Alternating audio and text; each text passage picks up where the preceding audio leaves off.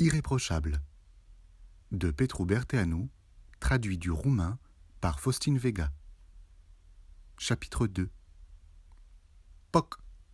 La mouche à l'extérieur se heurtait régulièrement à la fenêtre de la cuisine, incapable d'accepter une bonne fois pour toutes l'existence de cet obstacle entre elle et cette pièce.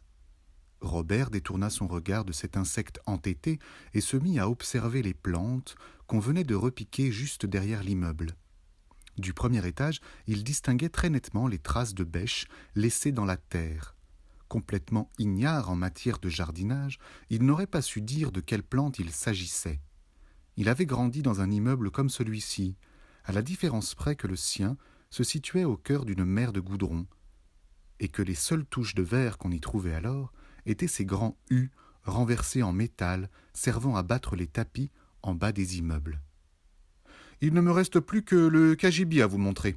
Il n'a pas été vidé, mais il n'y a pas grand-chose dedans. » L'agent immobilier qui venait de passer le haut de son corps par la porte de la cuisine l'invitait à poursuivre cette visite avec toute l'insistance spécifique à son espèce.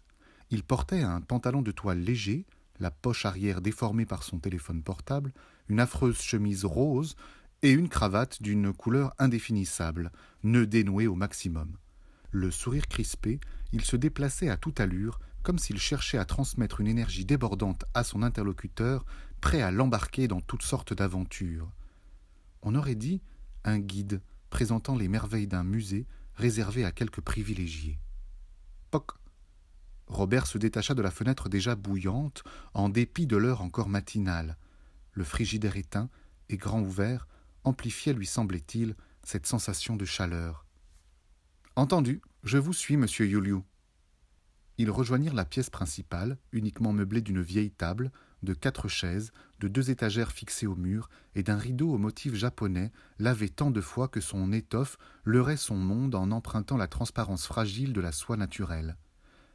L'appartement comportait 2 petites pièces, une salle de bain aux installations vétustes et un balcon débordant de grands sacs en papier. Vide, lui avait-on dit. Iuliu pénétra dans l'entrée et ouvrit en grand la porte du cagibi. « Vous pouvez aussi l'utiliser comme garde-manger, à vous de voir, compte tenu du fait qu'il n'y a pas vraiment de rangement dans la cuisine. » Dans ce réduit mal éclairé se trouvaient 3 étagères en bois, grossièrement poncées, sur lesquelles on avait posé un vieux fer à repasser, une pelote de ficelle, une bombe insecticide et une grande boîte en carton.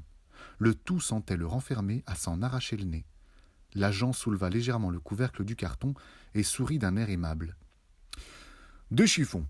Et là, il y a quelques papiers laissés par l'ancien locataire. Il était écrivain ou un truc du genre. Il écrivait à la main, on n'y comprend rien, de vraies pattes de mouche. » Il revint dans la grande pièce, où Iuliu sortit de sa poche un mouchoir pour s'essuyer les doigts. Un homme bizarre, en tout cas. Il est resté là 1 semestre environ. Il a toujours payé son loyer dans les délais, mais du jour au lendemain, fuite, il a disparu sans régler son dernier mois. Les propriétaires, furieux, sont tout de suite venus nous dire que l'appartement devait de nouveau être mis à la location, comme si nous, on y était pour quelque chose. Robert haussa les épaules. Il a peut-être perdu son emploi. Certains préfèrent réduire leurs dépenses dans ces cas-là. L'agent examina avec attention la paume de ses mains, l'état de son pantalon, puis rempocha son mouchoir. Il regarda d'un air sérieux Robert. Il voulait en finir vite. Les affaires sont les affaires.